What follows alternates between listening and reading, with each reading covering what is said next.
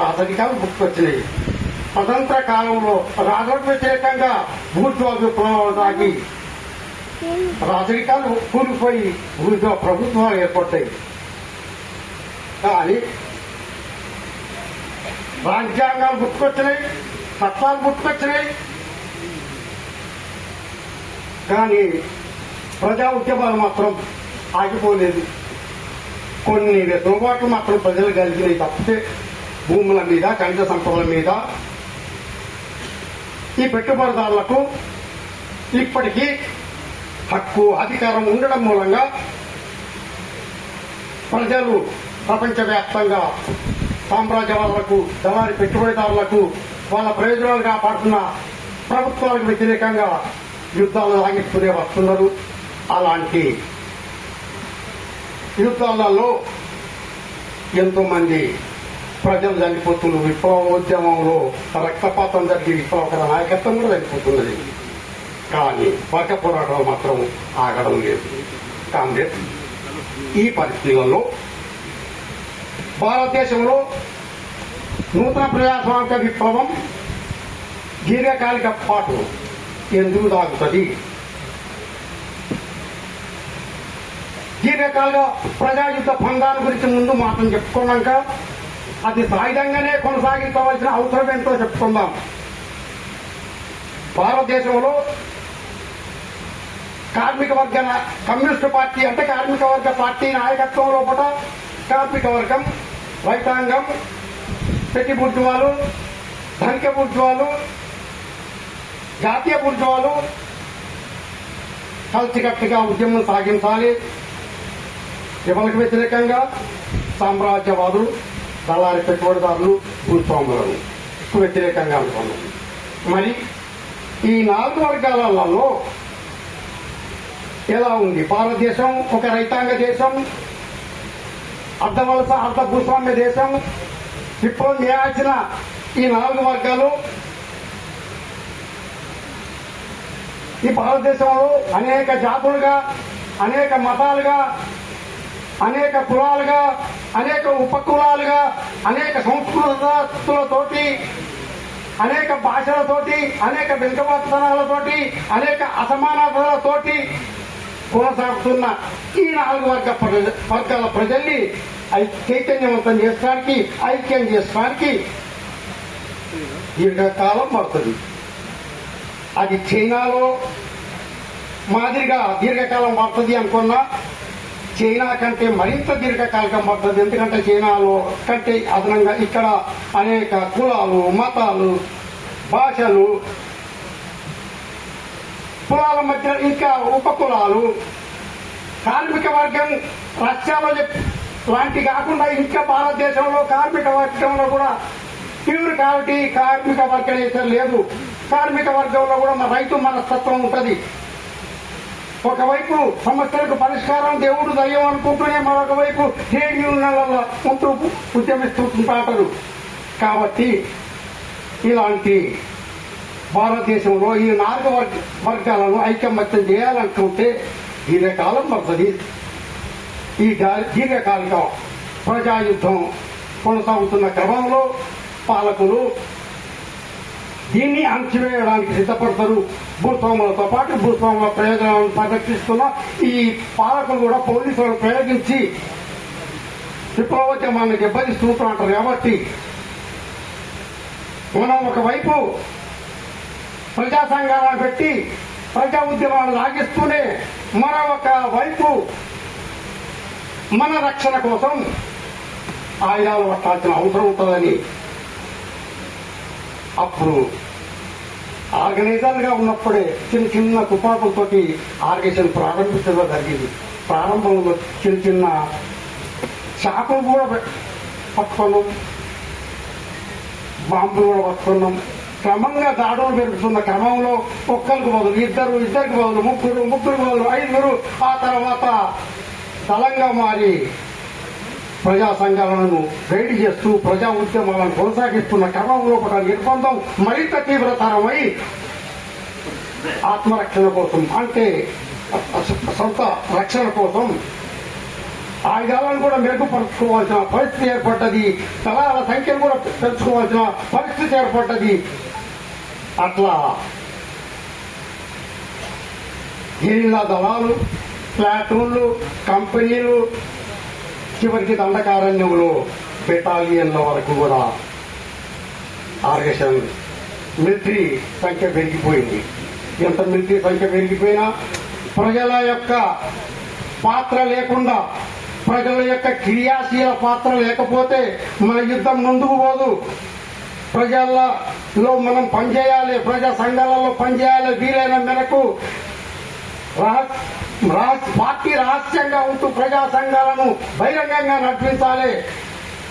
వీలైన కాడ మన సంఘాలను రిజిస్ట్రేషన్ చేయించుకొని కూడా అనేక సార్లు అరెస్టులకు గురి అయినా కూడా మనం బహిరంగంగా మన ఉద్యోగాలను నడిపించాలి అంటూ పార్టీ నిర్ణయించుకున్నది.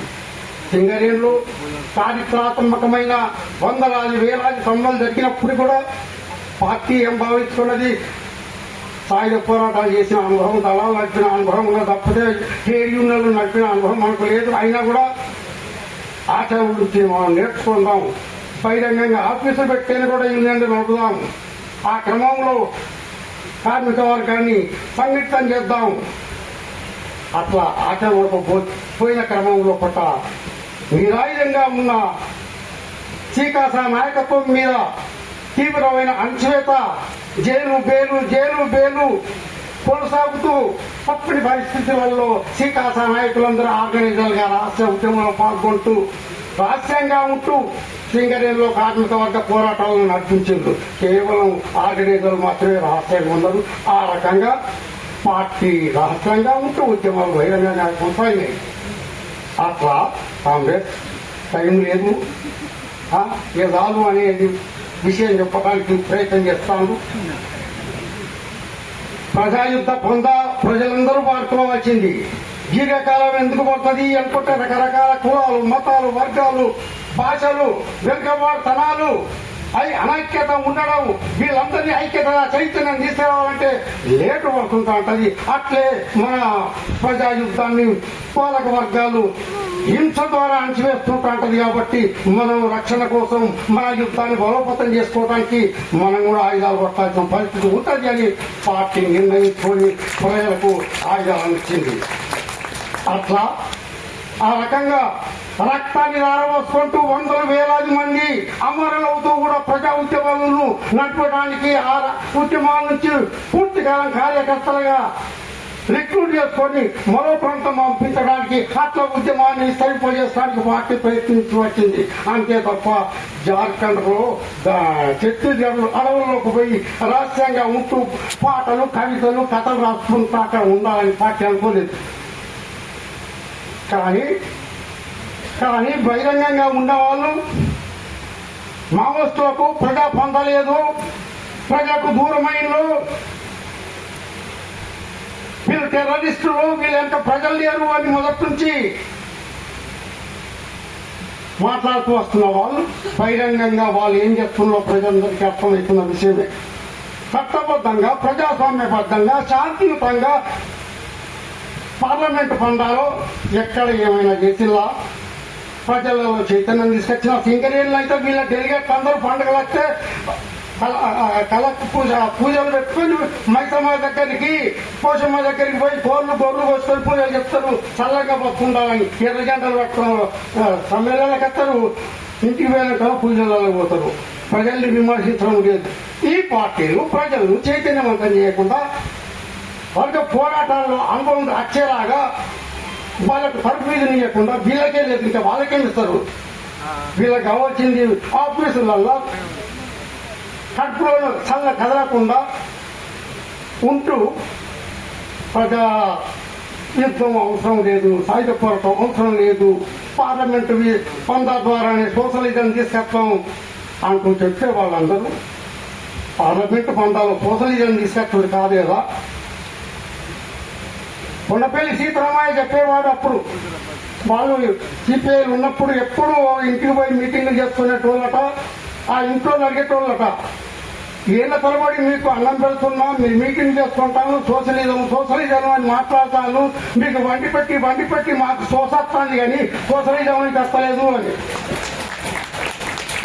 అయ్యా, మరి పార్లమెంటు ఫండ్ల ద్వారా సోషలిజం రాదని ప్రపంచవ్యాప్తంగా అర్థమైన తర్వాతనే కదా ఆయుధాలు పట్టుకున్నారు ప్రజలు.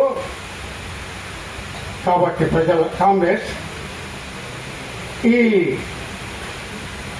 పార్లమెంట్ పందాలు సోషలిజం తీసుకొస్తున్న ప్రజల్ని ఐక్యతం చేయకుండా వాళ్ళ చరిత్ర అంతా మనకు ఎట్లా కనపడుతూ ఉంటుంది అంటే, ప్రతిపక్షాలను ఐక్యం చేస్తారు, బూర్జువా పక్షాలను ఐక్యం చేసి అధికారంలో ఉన్న పక్షాన్ని గద్దెదించి ఇంకో బూర్జువా నాయకుల్ని గట్టెక్కించడానికి ప్రతిపక్ష బూర్జువా పార్టీలను ఐక్యం చేసడానికి సిపిఐ సిపిఎం ప్రయత్నం చేస్తారు తప్ప ప్రజల్ని మాత్రం ఐక్యం చేయరు. కార్మికుల్ని, కర్షకుల్ని, విద్యార్థుల్ని, మేధావుల్ని, రచయితల్ని ఐక్యం చేసి సంఘటిత పోరాటాలు చేస్తాయి. మాత్రము వీళ్ళు ఎన్ని అవకాశాలను ఆ ప్రయత్నం ఎప్పుడు చేయలేదని మనం చెప్పుకోవడం ఎందుకు?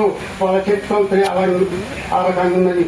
50 సంవత్సరాల క్రితమే మనం చెప్పుకున్నాం, దొంగ ఓట్ల రాజ్యం ఒక్క రాజ్యమా అని. కానీ ఇప్పుడు ఆ బూర్జువా పాలకులు కూడా ఇదే మాట మాట్లాడుతున్నారు. ఈ బూటకం స్వాతంత్రం, ఈ బూటకం ప్రజాస్వామ్యం, ఎన్నికల ద్వారా అధికారంలో కచ్చతట్లేదు. ఎన్నికల సంఘంతో పాటు అన్ని సంఘాలు కేంద్ర ప్రభుత్వం చేతులు పెట్టుకొని తనకు అనుకూలంగా ప్రయోగించుకుంటుంది. ఈ పద్ధతులలో అధికారం ఖర్చుతట్లేదని మనం చెప్పడం కాదు, బూర్జువా పాలకులు చెప్తున్నారు. కాబట్టి కాంగ్రెస్ దీర్ఘకాలిక ప్రజాయుద్ధ పంతాలు మాత్రమే. కష్టాలు, నష్టాలు, ఓటములు, విజయాలు ఎన్నెదురైనా ప్రజలు తమ కోసం తమ దోపిడీ పీడలను విముక్తి కావడానికి తమ కోసం రక్తం ధారపోసుకుంటారని కూడా ప్రజలు పోరాడతారు. అది మానవ సామాజిక చరిత్ర నుంచి అర్థమవుతున్న విషయం. భవిష్యత్తులో కూడా ఇదే రకంగా విప్లవాలు కొనసాగుతాయి. అయితే వాళ్ళు చెప్తున్నట్టుగా ప్రపంచం మారుతున్నది. వాస్తవమే, ఎటు దిక్కు మారుతున్నది. సామ్రాజ్యవాద దుర్మార్గాలు పెరిగిపోయినాయి, బహుళజాతి సంస్థల దుర్మార్గాలు పెరిగిపోయినాయి. భారత దళారి బూర్జువాల దుర్మార్గాలు, విధ్వంసాల రక్తపాతం పెరిగిపోయింది. పాలకుల, ముఖ్యంగా బీజేపీ మనవాద పాలకుల దుర్మార్గాలన్నీ పెరిగిపోయినాయి. ప్రజల బ్రతుకులు మరింత దుర్భరమై విప్లవించగా తప్పని పరిస్థితులు పెరిగిపోయినాయి. ఇది మాత్రమే మరింత తీవ్రమైన పరిస్థితి. అయితే దీంతో పాటుగా ఫాసిస్టు దమనకాండ కూడా పెరిగిపోయింది. వాళ్ళు చెప్పదలుచుకున్నది దమనకాండ పెరిగిపోయింది, శత్రు బలం పెరిగిపోయింది, యుద్ధం వద్దు, ఆయుధాల వాళ్ళ కింద చేతుల పెట్టి మోకరిల్లు దామని వాళ్ళు చెప్తుండ్రు. లేదు, మరింత గట్టిగా పోరాటం చేయాలి, పీడికలు మగిలింత గట్టిగా బిగించాలి. అయితే మరి ఇంత బలవంతుడైన శత్రువు ముందు ఒకప్పట్లాగా కేవలం పోలీసులు, ఈ దేశ పోలీసుల బలం మీదనే ఆధారపడి విప్లవోద్యమాలు అంచడం లేదు. దీని యొక్క సామ్రాజ్యవాదులు ఉన్నారు, బహుళజాతి సంస్థలు ఉన్నాయి, ఇజ్రాయెల్ టెక్నాలజీ ఉన్నది, మనువాదుల హస్తం ఉన్నది. వీళ్ళందరూ కూడా కలుపుకొని విప్లవోద్యమాన్ని దెబ్బతీసడానికి కుట్రపూరితంగా బలాన్ని ప్రయోగిస్తున్నారు. కాబట్టి ఇలాంటి పరిస్థితులలో దండకారణ్యం ఉంటే నష్టపోరు సహజం. పార్టీ ఏం చేయాల్సిందే. ఈ మధ్య పార్టీ కూడా చెప్పింది, మేము కొన్ని లోపాలు జరిగినాయి, మా శక్తులను వికేంద్రీకరించుకోవాల్సిన అవసరం ఉంది, ఇతర ప్రాంతాలకు కూడా కొంత పంపాల్సిన అవసరం ఉంది. నిజమే, ఆ ఆలోచన అంతకుముందు కూడా పార్టీకి ఉన్నది. కేవలం దండకారణ్యంలో ఒక దెబ్బతింటాం. ఇలా దండకారణ్యం దక్కించుకోవాలంటే దండకారణ్యం లాంటి బలమైన ఉద్యమ ప్రాంతాలను చుట్టుముట్టు తయారు చేసుకోవాలి. పట్టణ ప్రాంతాలలో ఆర్గేషన్ డెవలప్ చేసుకోవాలి.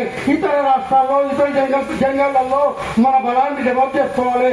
దాని మీద ఆధారపడే దండకారణ్యాన్ని దక్కించుకోగలుగుతామని పార్టీ ఎప్పుడూ నిర్ణయించుకున్నది. పార్టీకి అవగాహన ఉన్నది. ఆ అవగాహన ఉన్నది కాబట్టి పార్టీ కేంద్ర కమిటీలో పట్టణ ప్రాంతాల ఆర్గనైజేషన్ కాపాడుకోవడానికి అర్బన్ సబ్ కమిటీని కూడా ఏర్పాటు చేసుకుని బాధ్యతలలో పంపడం జరిగింది. కానీ కాంగ్రెస్ ఆ తర్వాత వివిధ ప్రాంతాలలో ఆర్గనైజేషన్ డెవలప్ అయింది. ఆ రీజియన్ కమిటీలు కొన్ని ఏర్పడ్డాయి. కానీ కాంగ్రెస్ జరిగిన కొద్ది కాలంలో బట్టినే అర్బన్ కమిటీ మెంబర్లు అరెస్టులకు, హత్యలకు గురైండ్రు. నిర్ణయించుకున్న పద్ధతులలో ఉద్యమాన్ని కాపాడుకోలేకపోయినాం, విసరింపజేసుకోలేకపోయినాం. కారణం అదే తప్పితే వాళ్లకు ఈ మారుతున్న ప్రపంచం మీద అవగాహన లేక కాదు. కొత్త కొత్త నిర్ణయాలు తీసుకునడంలో వెనకబడతనం లేదు. అయితే వైఫల్యాలు లేవా? వైఫల్యాలు ఏ ఉద్యమానికైనా వైఫల్యాలు ఉంటాయి. దాని నుంచి గుణపాఠం తీసుకుంటారు, మళ్ళా కొత్త ఎత్తుగడ రూపొందించుకుంటారు. మళ్ళీ మొదటి నుంచి ఆయన ప్రారంభించి మళ్ళా ఉద్యమాలు బలపడుతుంటా ఉంటాయి.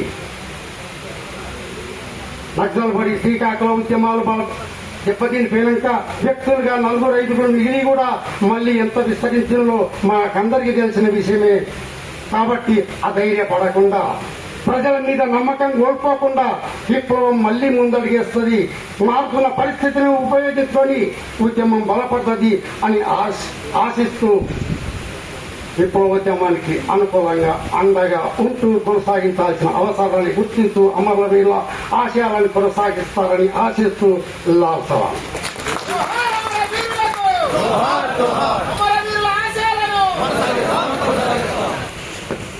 కామ్రేడ్ అండ్ రవి గారు